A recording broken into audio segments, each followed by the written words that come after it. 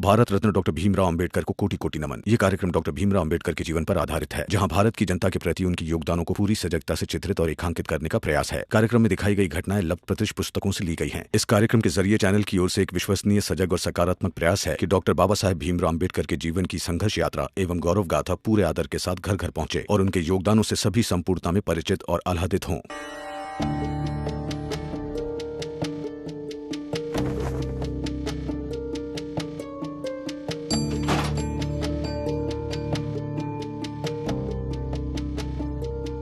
रुकिए। रमा, भीम के पास आना। पास जाना मतलब? अरे भीम के पास आकर खड़ी तो हो।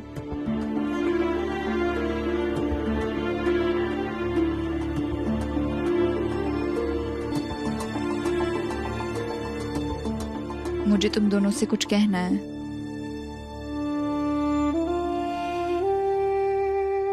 तुम दोनों सच में बहुत महान हो। मेरे अपने सगे ना होते हुए भी मेरे लिए इतना कुछ किया, और वो मेरा अपना भाई नरोत्तम जोशी अपना होते हुए भी इतना पराया हो गया है। इन जात पात के चक्करों में जैसे सब कुछ भूल गया हो। अपनी बहन को, उसकी खुशियों को, सबको। मैं तुम दोनों का दिल से शुक्रिया अदा करना चाहती हूँ।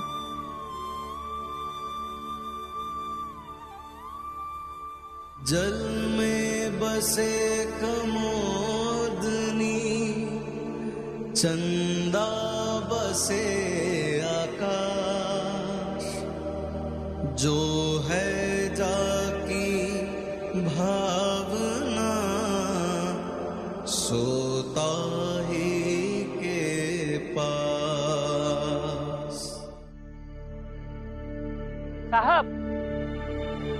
साहब, अरे आप लोग कहाँ रह गए थे? मैं वहाँ कब से इंतजार कर रहा था। आपको देरी हुई तो सोचा मैं ही ढूंढ लूं। भीम, रमा और निर्मला निपटे कि नहीं निपटे? जल्दी बताइए ताकि सुकून मिल जाए कि अपनी बिरादरी की मर्यादा को तोड़ने वालों को सजा अच्छे से मिल गई। बताइए ना साहब, बताइए।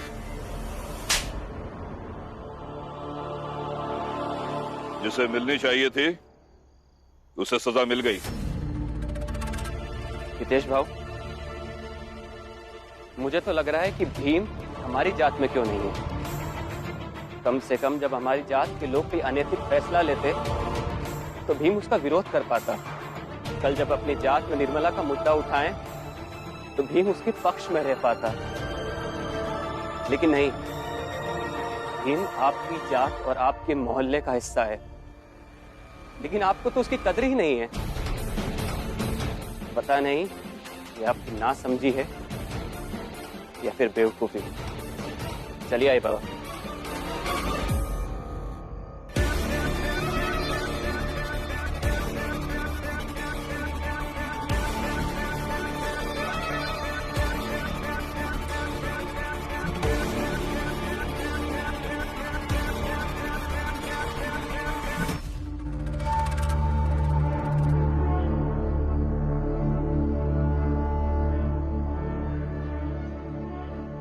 जनार्दन, हितेश भाऊ अबे तक नहीं आए। अरे वो आ जाएं तो पता तो चले कि भवा का। हाँ, भीम और रमा के बारे में सुने बिना हमें नींद भी तो नहीं आएगी।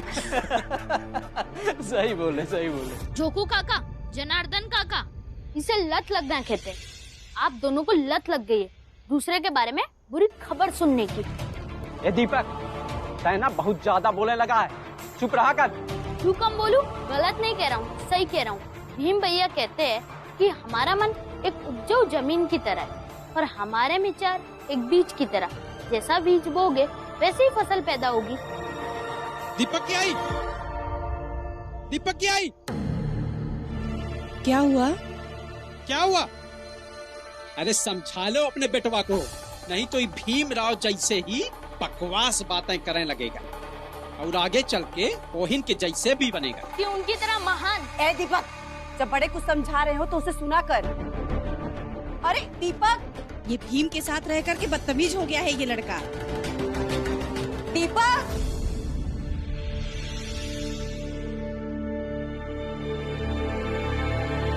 पापा पापा बेटा तुमने बहुत देर कर दी।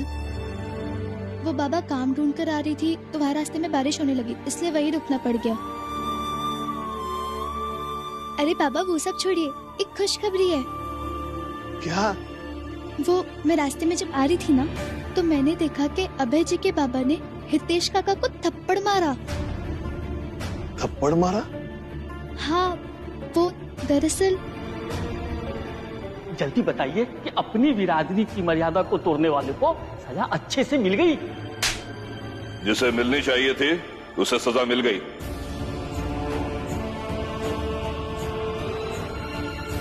भीम आपकी जात और आपके मोहल्ले का हिस्सा है, लेकिन आपको तो उसकी कदर ही नहीं है। पता नहीं ये आपकी नासमझी है या फिर बेवकूफी।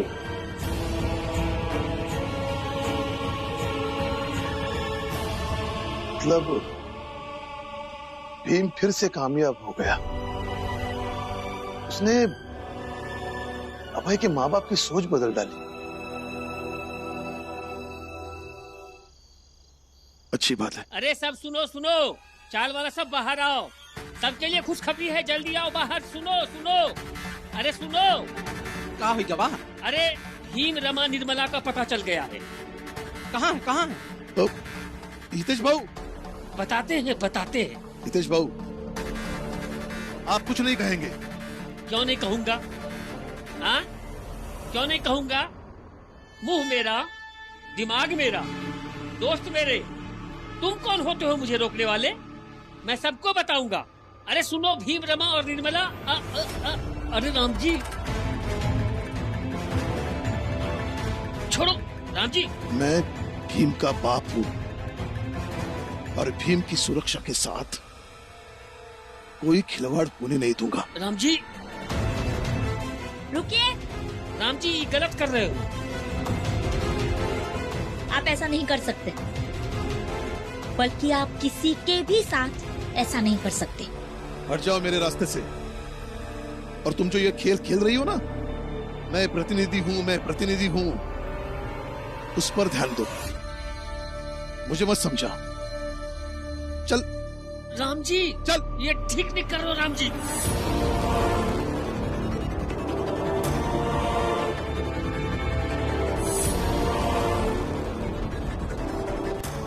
राम जी, अरे क्या कर रहे हो राम जी? अरे पागल हो गए हो क्या? अरे राम जी, पागल हो गए क्या? हितेश, चाहता तो मैं वही सबके सामने तुम्हें मारता, लेकिन मैंने ऐसा किया नहीं। मैंने तुम्हें एक बार समझाया था, मगर तुम समझे नहीं। मैं जानता हूं, तुम्हें पता है भीम और रमा कहां है। और हाँ, मैं तुम्हें यहां लेकर आया हूं। ये बात किसी को पता नहीं चलनी चाहिए। अगर ये बात चाल वालों को मालूम हुई, मैं तुम्हें चाल वालों के सामने मारूंगा। और ये मेरी बात ध्यान में रखना।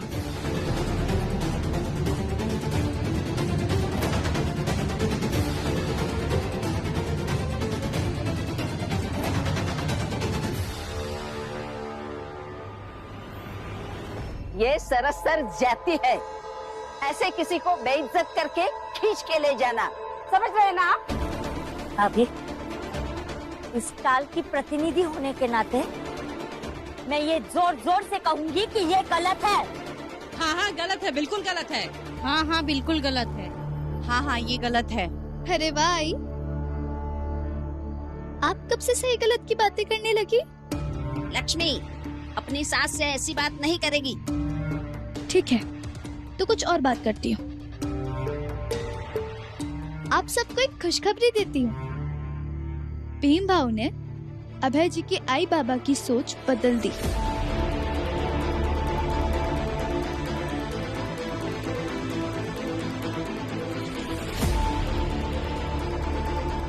क्या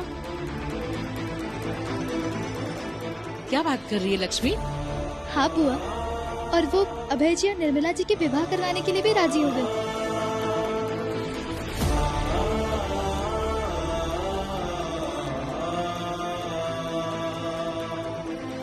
ये तो मुझे पहले से ही पता था कि भीम और रमा जो ठान लेते हैं वो करके ही रहते हैं।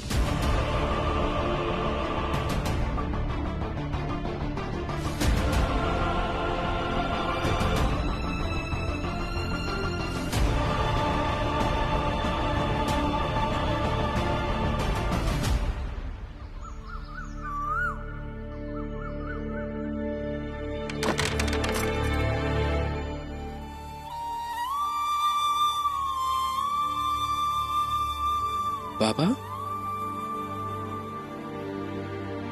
आप यहाँ क्यों बैठे हैं? अंदर क्यों नहीं आए? बेटा, ज्योतिबा फुले से मैं कई बार मिलने जाता था। अगर वो मुझे काम करते दिख जाते तो मैं वही बाहर उनका इंतजार करता था। उसी तरह आज भी मैं जब यहाँ आया तो पता नहीं क्यों तुम्हें आवाज देने के बजाय यहाँ इंतजार करना मुझे सही लगा। कैसी बातें कर रहे हैं बाबा? मैं ज्योतिबा फुले जी थोड़ी हूँ। मैं तो आपका पुत्र हूँ, और पुत्र के लिए पिता इस तरह इंतजार करे ये सही नहीं है।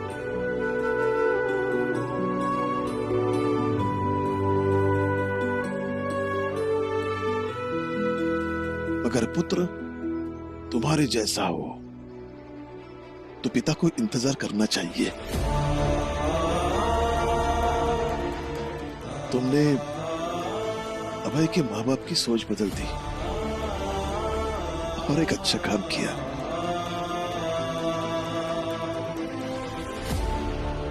मुझे तुम पर गर्व है बेटा, गर्व है। बाबा, बाबा,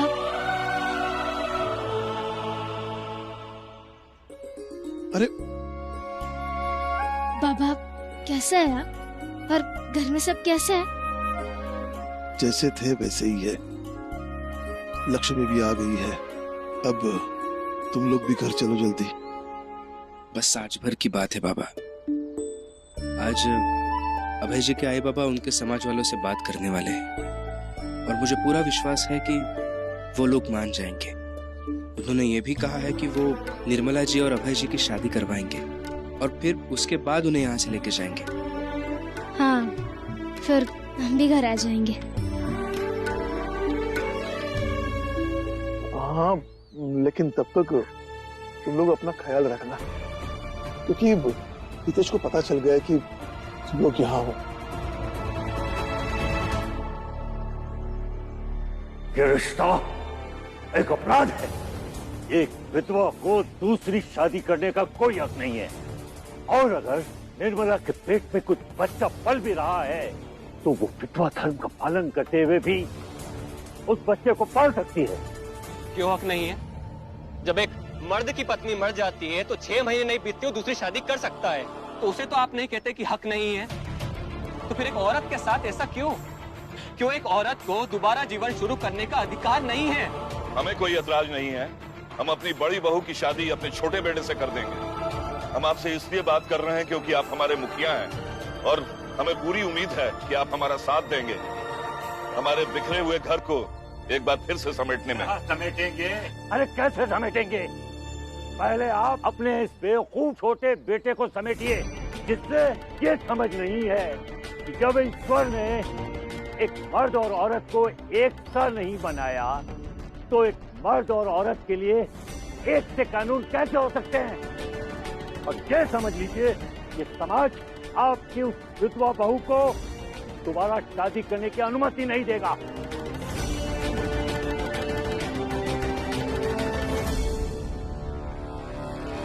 तो फिर यह समाज मुझे ये आज्ञा दे कि मैं अपने परिवार के साथ ससम्मान यहाँ से चला जाऊं। जब आपको अपने मन का ही करना है तो फिर पूछने की नौटंकी कर ही क्यों रहे हैं? पूछ इसलिए रहे हैं क्योंकि हम इस समाज का मान करते हैं और इस समाज को छोड़कर जाने की तो हमारी भी इच्छा नहीं है। लेकिन अगर आप लोग नहीं मानेंगे तो अपने परिवार को बचाने के लिए हमें ये रास्ता अपनाना होगा। हम चाहते थे कि आप लोग, ये समाज हमारी बात सुने, इस मुश्किल समय में हमारा साथ दे, इसलिए हमें आपकी सहमति की अपेक्षा थी और हम लोग आपके पास आने ही वाले थे। उससे पहले आप ही यहाँ आ गए और लग रहा है कि आप हमारी बात नहीं समझ रहे हैं, तो हमें आपकी मदद की कोई जरूरत नहीं है। आई बाबा, चलिए। रुको,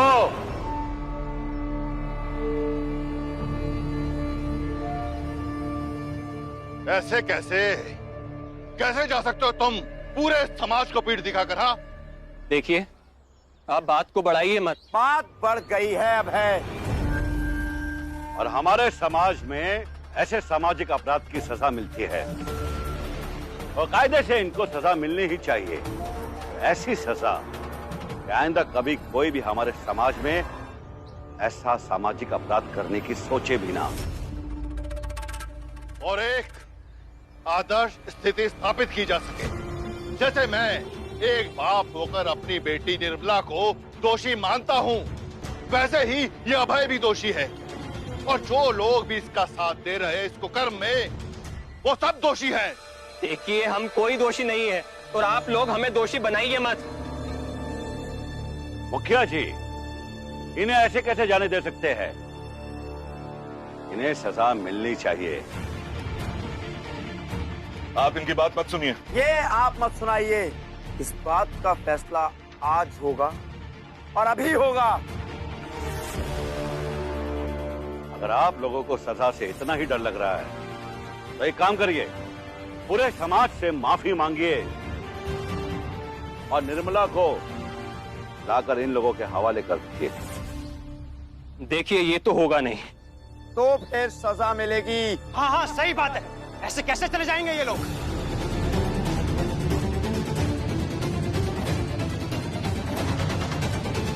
आखिरी बार कह रहा हूं कि अपने किए की माफी मांग लीजिए और उस विधवा को सामने लाइए।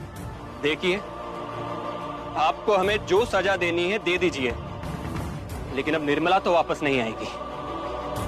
फिर आज सबको सजा दी जाएगी। पकड़ लो इन सबको। ये क्या कर रहे हैं आप? ये क्या? छोड़िए मुझे।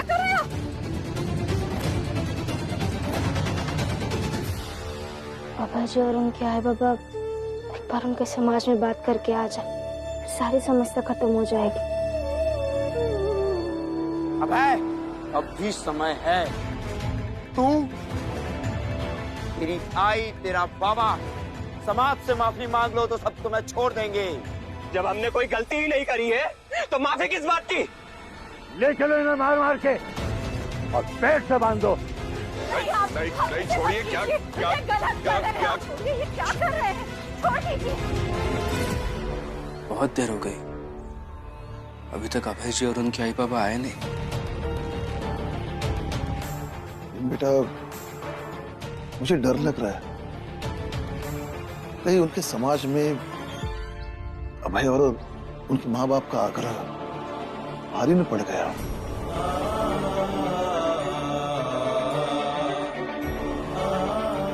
बाबा, यही भी डर मुझे भी था। फिर मैंने सोचा कि समाज वालों को बाद में पता चलेगा ही, इससे अच्छा सबसे पहले उन्हें पता चले। और अभय जी के आई बाबा अगर आग्रह करेंगे तो शायद समाज वालों को थोड़ी दया आ जाएगी, उनका नजरिया बदल जाएगा। भीमराव, भीमराव। वकील साहब,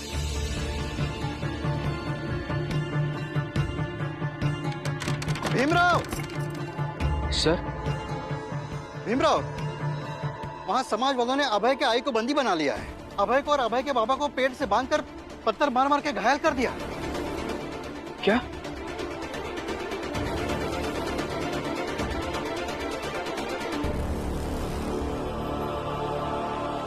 छोड़िए मुझे, जाने दीजिए। छोड़िए, आप ये गलत कर रहे हैं। आप छोड़िए अभय। जब तक दोनों पूरे समाज से माफी नहीं मांगोगे, ऐसे ही बंधे रहोगे और तब तक अभय की आई हमारे समाज की औरतों के कब्जे में रहेगी। आई नहीं। अब यह मुद्दा व्यक्तिगत नहीं रहा। नरोत्तम जोशी ने इसे अपने फायदे की जमीन बना ली है। वो सोच रहा है यही मौका है समाज के बीच अपने साथ बढ़ाने का। जब वो सामाजिक मूल्यों के लिए अपनी बहन की खुशियों की कुर्बानी देगा तो लोग उसे समाज का ठेकेदार अधिक मानेंगे और फायदा हमेशा ठेकेदारों का ही होता है।